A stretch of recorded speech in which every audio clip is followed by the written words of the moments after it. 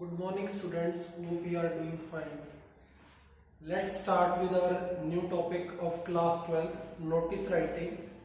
This is subject English course, subject code is 301 and topic is notice writing. Notice, what is a notice?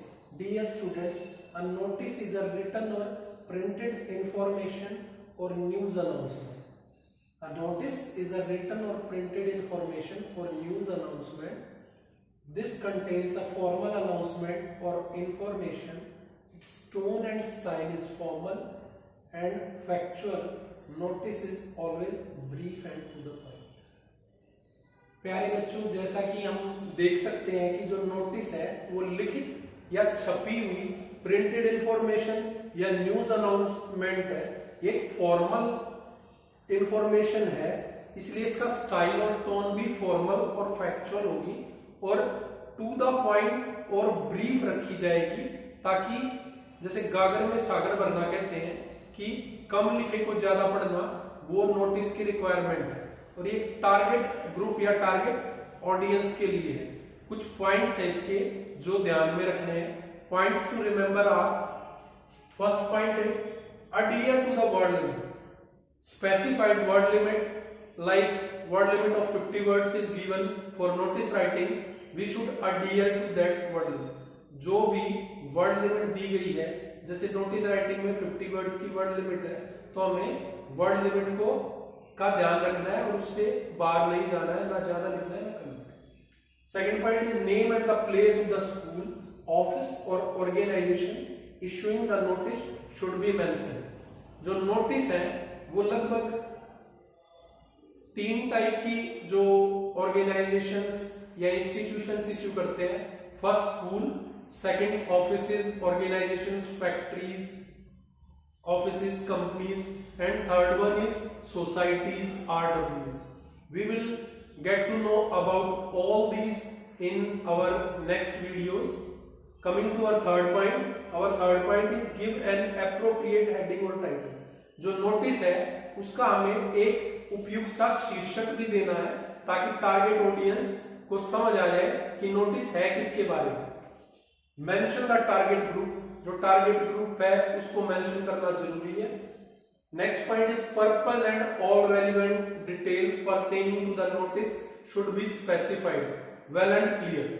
जो purpose है notice का, क्या उद्देश्य है, किस लिए दिया गया है, और सारी relevant details, date, time, venue, कहां होगा, कब होगा और किस प्लेस पर होगा, ये सब सारे रेलिवेंट डिटेल्स के अंतर्गत आते हैं। इनका स्पेसिफिकेशन जरूरी है, ये सब देने हैं।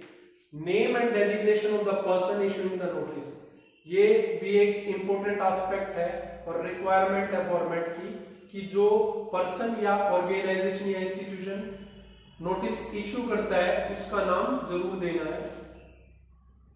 Put the notice in a box, last but not the least, this is to be put in a box. Notice writing is to be done within a box. thus we can come again, एक बार और मैं आपको शुरू से बताना चाहूंगा कि जो नोटिस है एक रिटन या प्रिंटेड इंफॉर्मेशन या न्यूज अनाउंसमेंट है जो फॉर्मल और फैक्चुअल है, इसलिए इसका टोन और स्टाइल भी फॉर्मल और फैक्चुअल है। ये हमेशा टू द पॉइंट और ब्रीफ होना चाहिए। Thus we can say that a notice is a written or printed information or news announcement. This is always formal and factual. That's why its tone and style should always be formal and factual. It should always be to the point and brief. तो notice के बारे में हमें पता चल गया कि ये रिटन या प्रिंटेड इंफॉर्मेशन या न्यूज अनाउंसमेंट है, ये फॉर्मल है और फैक्चुअल है और टू द पॉइंट और ब्रीफ रखना। और इसके जो इंपॉर्टेंट पॉइंट्स हैं, important points to be kept in mind while attempting notice writing are as follows. First point is adhere to the specified word limit. For example, if word limit is given 50 words, we should adhere to that word limit. Second point is name and place of the school, office or organization issuing the notice should be mentioned. It is very important.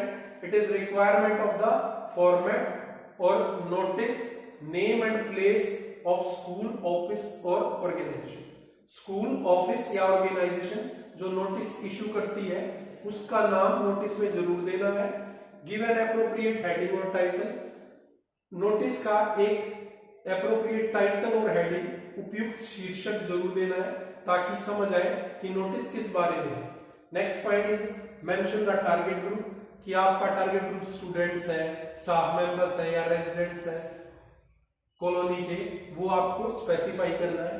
Purpose and all relevant details as I told earlier, date, time and venue, place etcetera are to be shared with the audience in the notice. Name and designation of the person issuing the notice. इसमें हमें याद रखना है कि नाम पहले आता है और डेजिग्नेशन बाद में. Last but not the least, put the notice in a box. This is our part 1. We will give examples and all important information and other whereabouts of the notice in our next part. Thank you. This is all for the day.